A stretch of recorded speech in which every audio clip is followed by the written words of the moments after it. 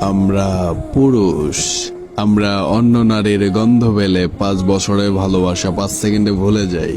আমরা পুরুষ কখনোই এক নারীতে আসক্ত থাকি না, বা গল্পটা এমন হতে পারে আমরা কখনো এক নারীতে আসক্ত থাকতে পারি না। এটা আমাদের পুরুষ জাতির দোষ। আচ্ছা, তোমরা কি করো বোন?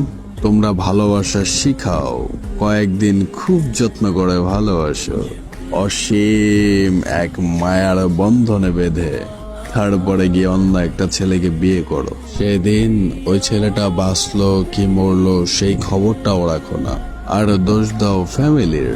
হ্যাঁ বোন, তোমরা পারো তো।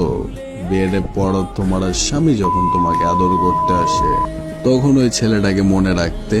তোমরা পারো তো এক পুরুষে আসক্ত থাকতে।